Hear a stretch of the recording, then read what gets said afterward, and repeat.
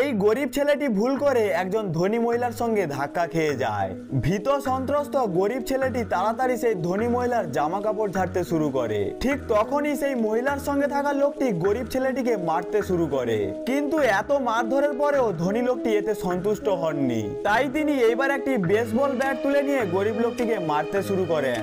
বেচারা গরিব ছেলেটিকে ততক্ষণ মারা হতে থাকে যতক্ষণ না তার মুখ দিয়ে রক্ত বমি বের হয়ে যায়। তখনও তার শরীরে কেবলমাত্র প্রাণটা ধুকধুক করছিল, তবুও ধনী মহিলা তাকে ছেড়ে দিতে চাননি। এই সময় ধনী মহিলার সঙ্গে থাকা লোকটি দেখে গরিব ছেলেটা কোনোভাবে নিজের খাবারটাকে রক্ষা করার চেষ্টা করছে। তখন সে ইচ্ছাকৃতভাবে সেই খাবারটা তার হাত থেকে কেড়ে নিয়ে রাস্তার উপরে ছুঁড়ে ফেলে দেয়।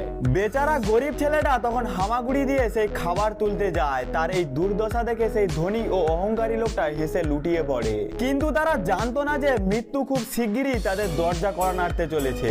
যখন গরিব ছেলেটির ভাই এই খবর জানতে পারে এবং ভাইয়ের এই অবস্থায় তাকে দেখে, তখন গরিব ছেলেটি নিজের শেষ নিঃশ্বাস গুনছিল। তখন অবধি তবুও সে মাটিতে পড়ে থাকা সেই দলিত খাবারটি নিজের হাতে শক্ত করে ধরে রেখেছিল।